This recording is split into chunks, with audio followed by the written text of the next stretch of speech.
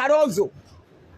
Kwa hivyo badala ya kupoteza muda ukienda kuargue na Wakikuyu, wewe ongelesha Rigathi.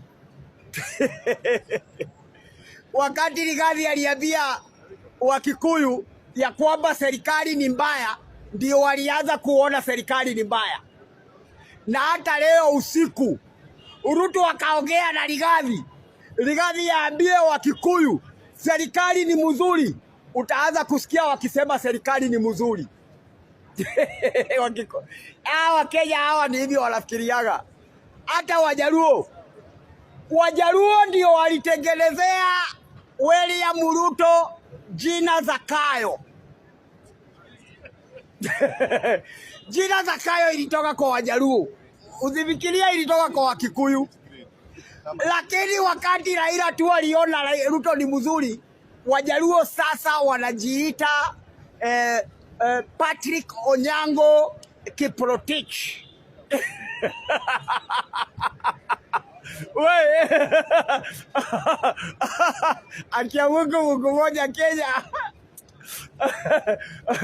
Kwa sababu tu ya Raila kusema Ruto yuko sawa, mambo yote ikakuwa sawa.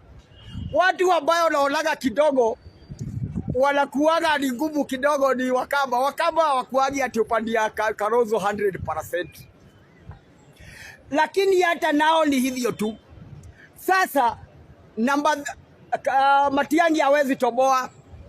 In fact, namba 4 ni Kalonzo Musyoka. Kalonzo yuko na constituency. Kenya ni lazima ukuwe na constituency ya Wakamba. Kutoka hapa pipeline kwenda mpaka Mombasa, huko ni kwa Kalonzo. Wakamba wote ni wa Kalonzo.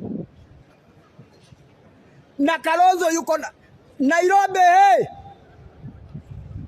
Namba 1 kwa wingi wa watu ni Wakikuyu. Namba 2, amene usiamini, ni Wakamba. Namba 3 ni Waluya.